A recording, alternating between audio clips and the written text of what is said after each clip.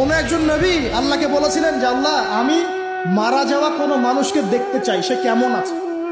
এটা শুনেন ভালো করে হাদিসটা, মারা যাওয়া কোনো মানুষকে আমি দেখতে চাই, সে কেমন আছে। আল্লাহ পাক সেই নবীর আরজি কবুল করলেন, বললেন আচ্ছা ঠিক আছে দেখাচ্ছি।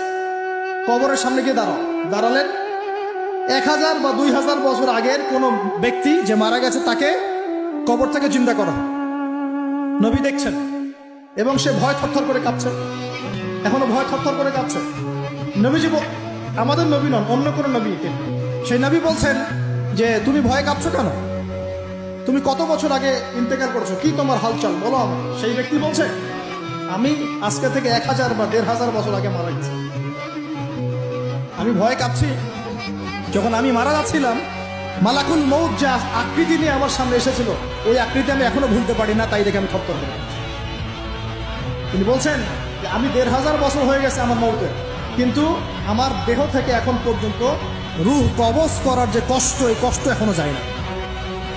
আর এই সব দুর্নীতি করে আর অন্যায় করে মানুষের সম্পদ আত্মসাৎ করে অন্যের উপর অত্যাচার করে আমি ভাবছি যে আমরা কালকে আমাদের মনে পার পেয়ে যাবো। খালি কবরে যাও, তারপর বুঝবো। আল্লাহ রাব্বুল আলামিন আমাদের সবাইকে হৃদয়ের চোখটা খোলার তৌফিক দান করুন।